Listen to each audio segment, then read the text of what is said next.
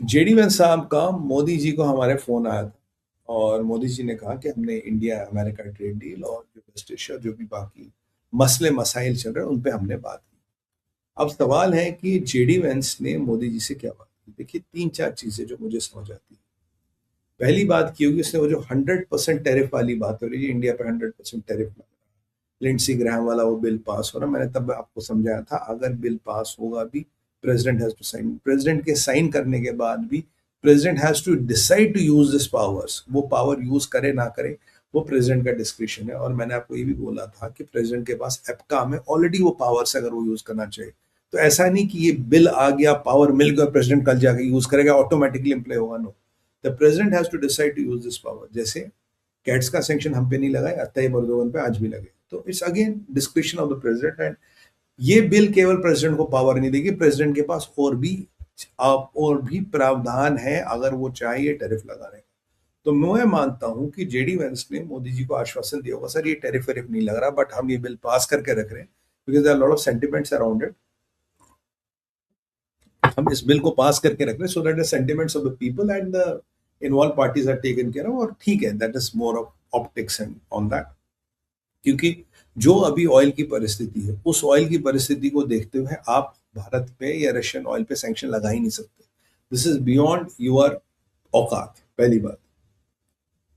दूसरी बात हुई होगी कि सर ट्रेड डील आप फाइनलाइज करेंगे, भारत बड़ा टफ नेगोशिएट कर, पीयूष गोयल नाम में ही गोयल है भाई, नेगोशिएशन तो जबरदस्त करेंगे मोदी जी, गुजराती, तो मतलब बड़ा तगड़ी टीम मिल गई अमेरिकन को, बिल्कुल लताड़ लड़ाड़ के अमेरिकन को घुमा रहे।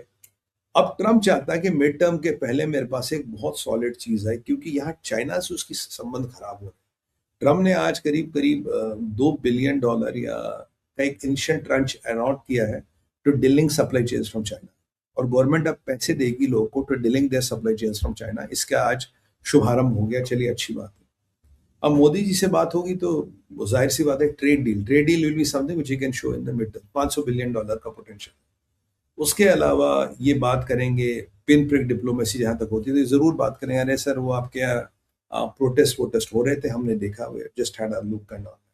तो तब मोदी जी उनको जरा धोएंगे, बोलेंगे बेटा तेरे यहाँ जो लोग एफसीआरए पे खुदक खुदक रहे हैं, इनको बोलो कुर्सी पे बैठे, नहीं तो फेविकॉल का जोड़ लगा के चिपक जाए। भारत के एफसीआरए में क्या हो रहा, आपका कोई मतलब नहीं, आपके यहाँ भी एफसीआरए में चेंजेस होती, भारत नहीं बोलता, कल को हम भी बोलना शुरू कर देंगे। तो इसलिए जरा आप खुदकना चालू बंद करो और जरा चुपचाप बैठो। और पाकिस्तान ने कांड भी करा है। तो खैर इन सब चीजों पे बात होगी, इन सब चीजों पे विवेचना होगी और एश्योरेंस दिया जाएगा कि India is our very strategic partner. It's not we like India because मरता क्या ना करता, मजबूरी। तो हमारे लिए भी अमेरिका मजबूरी, we may not like them, but ठीक है, मजबूरी है, काम चल रहा है।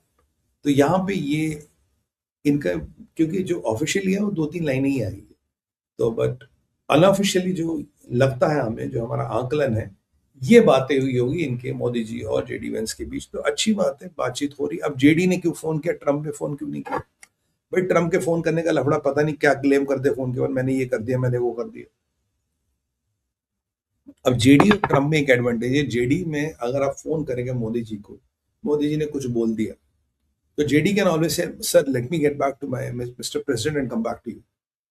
जेडी हमेशा कहता सर बॉस से पूछ के आता हूँ, सर बॉस का अप्रूवल लेके आता हूँ।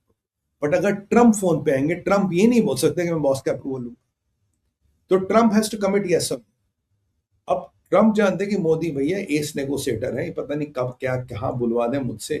और मोदी भी चाहते कि ट्रम्प आएगा, पता नहीं क्या क्या फिर जाके बोल देगा ट्रुथ सोशल पे, मैंने ये कर दिया, मैंने वो कर दिया। मतलब ठीक है, जेडी को बात करो, जेडी को कुछ बोलेंगे, बोलेगा मैं ट्रम्प प्रेसिडेंट से बात करूंगा, आऊंगा। तो JD that way is better in a way, because चीजों का एग्जैजरेशन नहीं होता। और अमेरिका के पर्सपेक्टिव से जेडी इज सेफर, क्योंकि you can always say let me talk to the president and come back to you, जो विकल्प ट्रम्प के पास नहीं। और मोदी जी कहाँ उसको मतलब खोपचे में लेके फंसा दे, इसलिए ट्रम्प भी घबराता मोदी से बात करने में, कहता है यार जेडी तू बात कर, देखते तेरे को कहता, फिर मैं सोच के बात करूंगा, कहता ना फिर मैं सोच के बात करूंगा। ये उनका सोचने का तरीका है। अब साहब इजिप्ट एंड मक्का एयरलाइंस, देखिए ये कहानी शुरू होती है फिदान हकान से।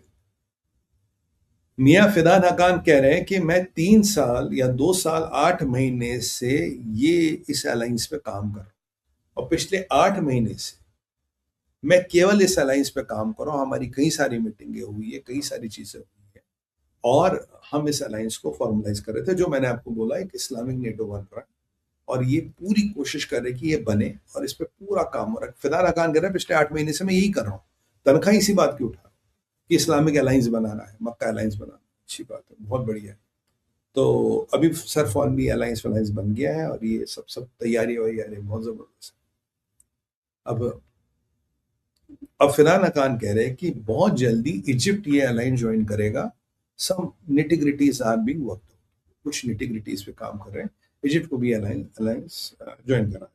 अब इजिप्ट कहाँ, तुर्किया कहाँ, सऊदी कहाँ, पाकिस्तान का, they are thousands of miles apart.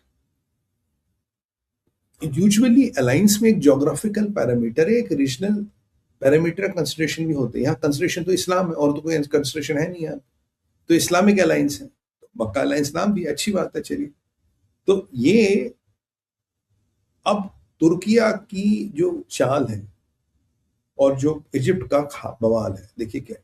Egypt में फतह अल सीसी के पीछे मुस्लिम ब्रदर हो गए, जो जो उसके नाक में दम करता है। इजिप्ट में तुर्किया की चाल है इजिप्ट को लड़ा, क्यों? तुर्किया चाहता है कि इसराइल पे प्रेशर बढ़े। तुर्किया कहता है अगर इसराइल सीरिया में तो वो तुर्की का नेशनल सिक्योरिटी थ्रेट है, जबकि कोई मतलब ही नहीं उससे। कैंप डेविड अकॉर्ड जो इजिप्ट और इसराइल के बीच हुआ था, वो लिटरली खत्म है प्रैक्टिकली, बट टेक्निकली वो जिंदा है। ये मैं आपको आज नहीं, बहुत पहले से कह रहा था कि camp David accord is over technically, but practically थोड़ा बहुत उसको जिंदा रखे हुए। आपको मैंने एक और हिंट दिया था, आपको याद होगा, मैंने कहा इसराइल ने आपकी सॉरी इजिप्ट ने आपकी बार चाइना से वेपन लिए, अमेरिका से नहीं लिए, बिकॉज अमेरिकन के वेपन्स पे अमेरिका के कंट्रोल रहते हैं। उन्होंने चाइना से वेपन लिए क्योंकि उन्होंने अमेरिका से वेपन नहीं लिए। मैंने आपको बोला था इसका एक ही कारण है कि अगर कभी इसराइल से लड़ना पड़ा तो अमेरिकन वेपनों के साथ नहीं लड़ पाओगे। कहा था नहीं कहा? मैं आपको शुरू से कह रहा, watch for this man Fatah al Sisi, he is not a bad guy, but उस पर प्रेशर बहुत ज्यादा है।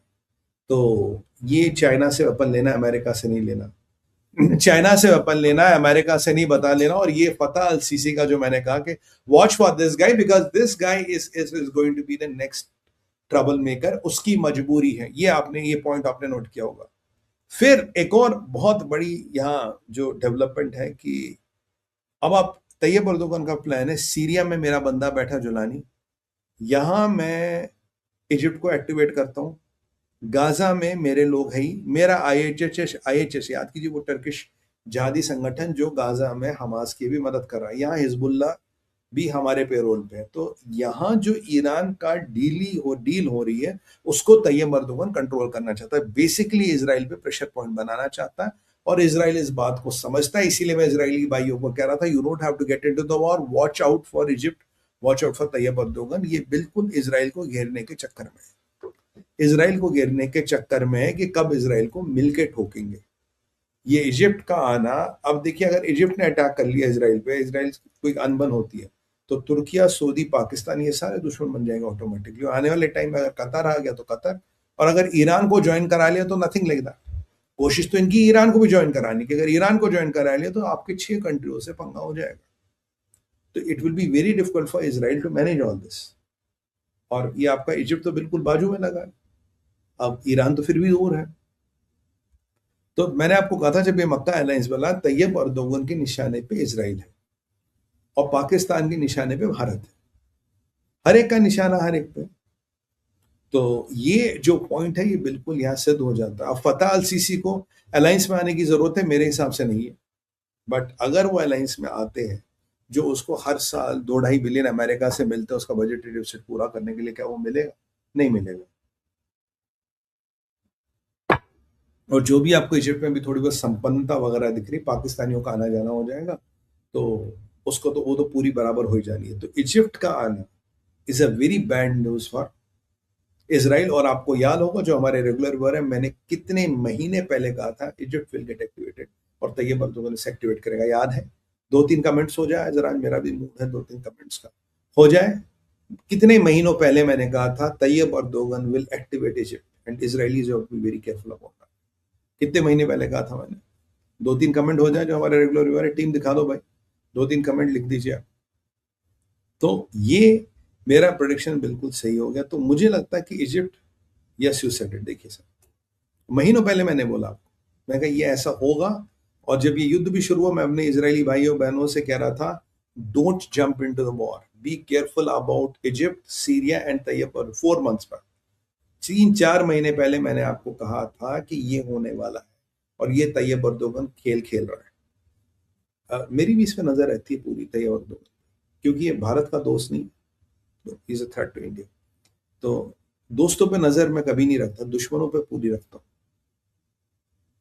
तो ये इन्होंने यहां साहब खेल खेल दिया आपके मक्का इकोनॉमिक्स में। तो कतर विल बी नेक्स्ट, और Qatar has to take a big decision. और उसके बाद आपका they will try to get Iran. और कतर अगर इस अलायंस में गया तो Qatar is on its own.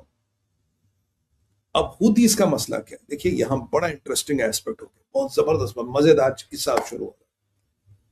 अब यहां दो तरह के पक्ष रखे जा रहे हैं। एक पक्ष पेजिस्के रख रहा है कि यार हम मुसलमान सब एक है, शिया सुन्नी का कोई बैर नहीं है, और हमें सबको मिल के लड़ना चाहिए और ये करना चाहिए, इस्लामिक दुनिया की ताकत है,